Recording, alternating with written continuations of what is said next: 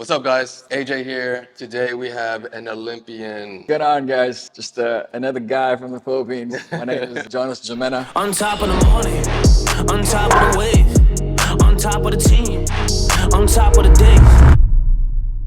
I'm an IFBB pro. I'm also an Olympian, but I'm a lot of things. But that's kind of what we're going to be focusing on today as far as this whole thing is my journey with bodybuilding and fitness.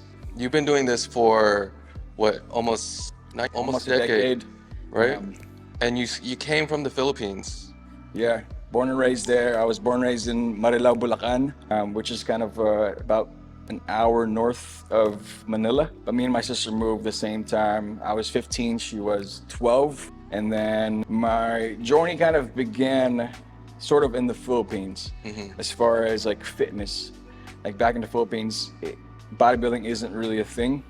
It's more so, I wouldn't say taboo, but I guess it's sort of in a way taboo. It has gotten bigger though. Yeah. But I believe around the time when I was living there, at least, bodybuilding wasn't a thing. It wasn't like, you don't see a lot of gyms. You don't see a lot of people taking care of their health in that sense, or sculpting their body for bodybuilding purposes.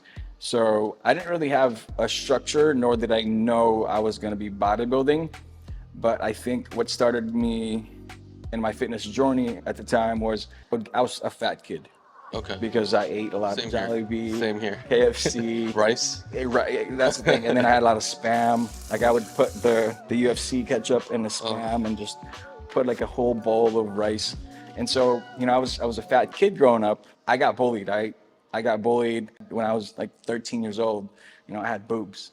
And then like some guys would like scoop it. And then it's like one of those things. I'm like, man, like that's just frustrating. Yeah. At the end of the day, yeah, I'm getting bullied, but also it's my own decisions. I didn't know better at the time. And I had my unhealthy eating habits. Freshman year high school in the Philippines, I was still fat. Okay. I did like 300 push-ups, 300 sit-ups every single day for the entirety of summer, freshman. Are you serious? Yeah. And then Did you change your diet? a little bit. So I didn't know what I was doing. I just knew I had to eat less of what I was eating. And I had to eat less KFC and not probably drink the gravy anymore. Cut the rice. Yeah. Cut the rice.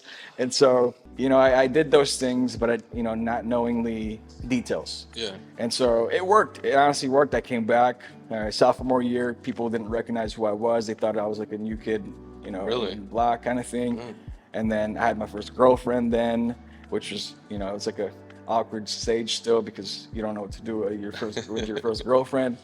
It was nice because then I was kind of almost like welcomed in a way, or more so just accepted. And so, yeah, I was like, wow, this is how it feels to be able to like take care of yourself and take charge of what you can take charge of. And that was the food and the habits and stuff like that. I was just thinking about like the surface level of things, not so much on the deeper side of things, right? And then I moved from the Philippines about 2-3 years later to United States, San Diego.